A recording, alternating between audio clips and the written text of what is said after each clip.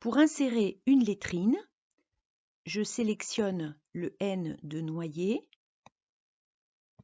Je suis revenue en arrière, tout simplement pour supprimer le retrait de première ligne. Et je vais dans Insertion, lettrine. Alors, comme tout mon menu est résumé parce que je n'ai pas l'intégralité de l'écran, ça se trouve dans Texte. Et là, j'ai Insertion, lettrine, Ajouter une lettrine. J'appuie dessus.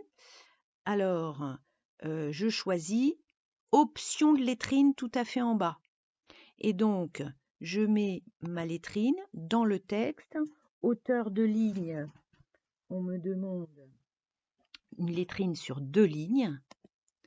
Et je dis OK. Donc voilà ma lettrine. Je ne m'occupe pas pour l'instant des blancs qui sont apparus. Vous voyez qu'après grouillement, il y a le mot concentrationnaire et donc les deux mots n'auraient pas pu tenir sur une seule ligne, donc il va à la ligne. Ensuite, on me demande de repasser le texte au correcteur, de passer le texte au correcteur orthographique. Donc pour cela, je vais dans le menu Révision et vous avez un menu Grammaire et orthographe.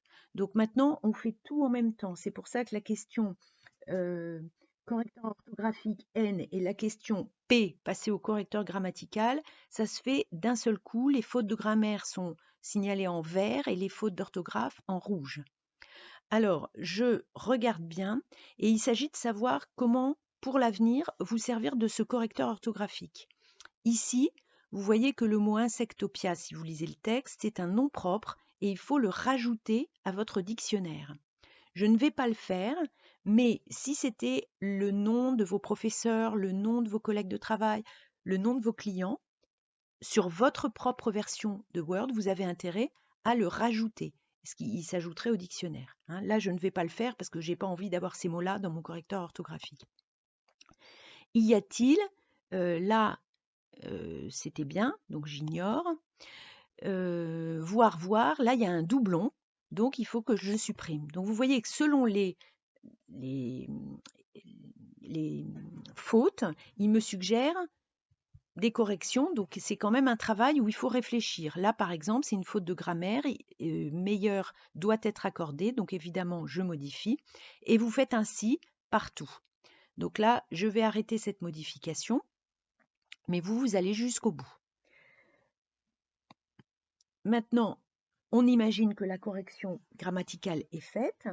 Il faut, avant de faire les dernières manipulations, prendre le nom de l'auteur, donc Bernard Génin, je me mets juste devant, et le mettre à droite, en italique et séparé. Donc tout ça, c'est au menu accueil. Je vais faire tout d'un coup avec le format paragraphe. Donc je le mets à droite, je mets de l'espace avant, et puis, je ne sais pas si j'en mets 6 ou 12, peu importe. Et puis, je vais placer ça, je crois, en italique. Et évidemment, vous pouvez faire ça pour les deux noms d'auteurs à la fois en appuyant sur CTRL et votre souris.